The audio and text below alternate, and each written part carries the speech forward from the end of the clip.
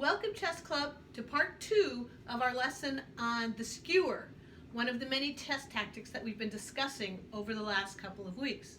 Now, as you recall, a skewer has to do with lining up your pieces in a particular way. So, for example, you look for the pieces that are lined up. In this puzzle, it's white to move, and you notice that black has the king and the queen on this diagonal. So in order to skewer the king and make him move, you move the bishop here, you say check, and then the king has to move off the diagonal to get out of check. He moves here, and you're able to get the queen. In this position, white also has a skewer, but it does not involve the king.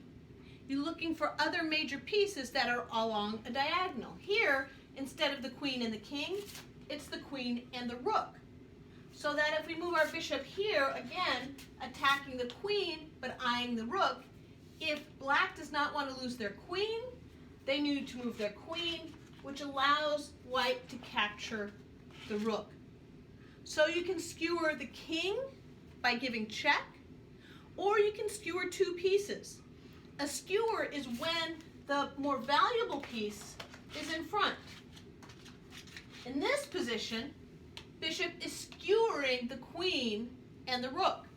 If we trade the positions like we discussed last time, here the bishop is pinning the rook to the queen.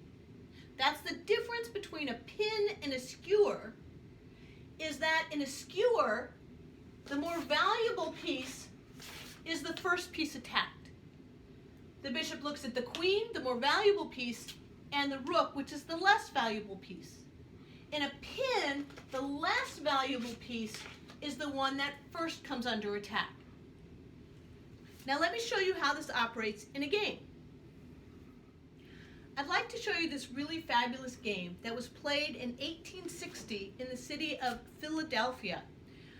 It's got a name like many famous games do, and this is called the Pony Express. The player playing white was named Smith, and the player playing black was George H. Derrickson. Now, Derrickson was a child prodigy. He was really, really good chess player. In fact, many people thought that George Derrickson would become the next Paul Morphy in United States chess world. Derrickson played this game when he was just 15. And it'll show you a number of interesting tactics, both pins and a killer skewer that you'll see towards the end. Now Smith is playing white, Derrickson's playing black. Smith moves e4, as we all know, best by test. That's the opening that wins more games than any other. Controlling the center with the center pawn, releasing the queen and the bishop. And Derrickson, not surprisingly, plays e5, meeting that pawn in the center, also releasing black's bishop and black's queen. White comes out, moving the bishop to c4, attacking the weak pawn here. This is called the Italian game, the bishop's opening, or the gioco piano. Black does the correct move, which is to bring out this knight, sort of blocking what might happen with scholar's mate if the queen came out, and developing a knight with an attack on that center pawn. White plays knight f3, attacking black's pawn, and black brings out his other knight here, defending that pawn. So far, this is a very common opening. A lot of you will watch this. Right now, it's even. White is slightly ahead because they move first, but it's a very even game. Now, white castles, and many scholars will say that white castles too early. And one of the reasons we talk about that is when you're in the opening, you want to be able to develop knights and bishops on both sides equally. What white has done is they've developed one side, and they're going to get delayed in developing the queen side, and that's going to hurt them in the long run. So, black brings their bishop out to c5. White moves d3, protecting that center pawn and releasing this bishop on that diagonal. Black does the same thing. They move out this pawn. Notice that black can move out this pawn and white can move out this pawn because the bishops have already come out. You don't want to move those pawns too early and block your own bishops. White brings their bishop out here, pinning the knight to the queen. This happens a lot. The knight can't move. If the knight moves, the bishop will get the queen. Black does the same thing, moving their bishop out to pin this knight to the queen. So far, it's a very symmetrical game. However, I want you to notice in this game, black has 2 bishops out and 2 knights out. White has a knight and 2 bishops, but this knight, as you'll see, never comes out, and that creates a problem. White moves h3. This is one attack that white does to try to get that bishop to move off that square, to try to unpin the knight to the queen. Rather than move the bishop, what black does is they move the pawn right up here to protect the bishop. And white says, fine, I will take that bishop. Black says, cool, I will take this pawn, and in taking that pawn, I will attack this knight right here. And the knight doesn't want to get lost, so the knight comes over here. Notice too, when this pawn took that other pawn, it opens up this file for the rook to come down. That's a really clever way to attack a castled king. To open up the file, because now the king side is weakened, so white says, okay, you're attacking my knight, I'm going to come over here to try and block that access, but there's a problem. Black just moves down and attacks the knight.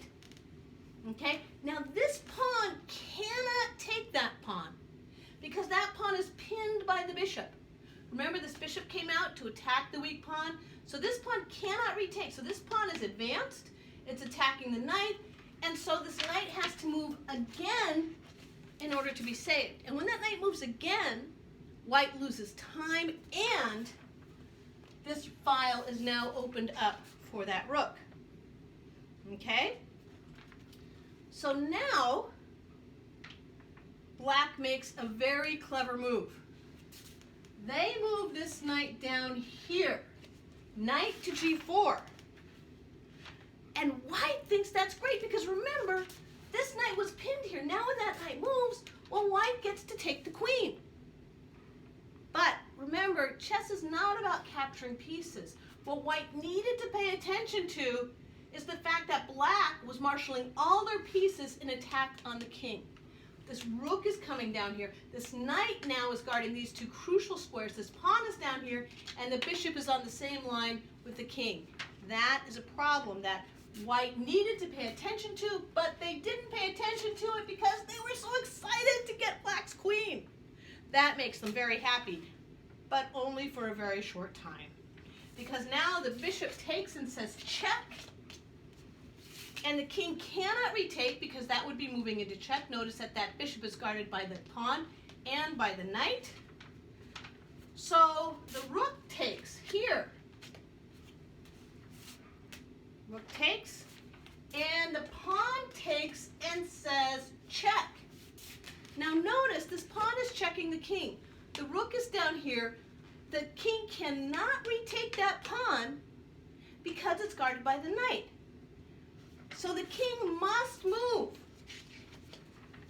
And when that king moves, now the rook comes down and skewers the king against the queen. Boom! There's the rook skewering the king against the queen. And the king has to move to e2.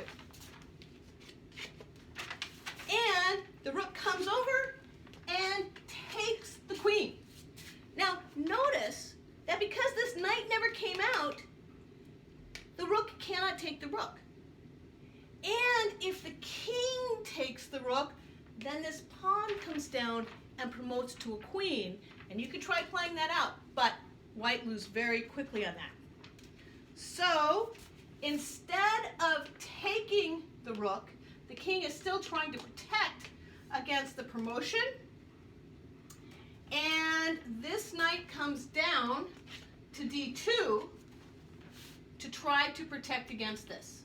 So that if the pawn promotes, the knight can take. Because remember, if the pawn promotes, the king can't take. Okay, so the knight comes down, and this knight now comes down to d4 and says check. And now the king does take d1, and this knight comes to e3 and says check. And the king now, you notice, can't come here because of the pawn. He's in check, so he's just one square because he's blocked in. So he comes here, and then this knight comes down to e2 and says checkmate. And that was a fabulous checkmate, done very quickly by Derrickson, who, remember, is only 15 at the time. And he does this both by pinning the weak pawn and by bringing down the rook to skewer. Have fun with this game. Look over it a couple of times because you too could possibly play this game in a tournament. See you all next week.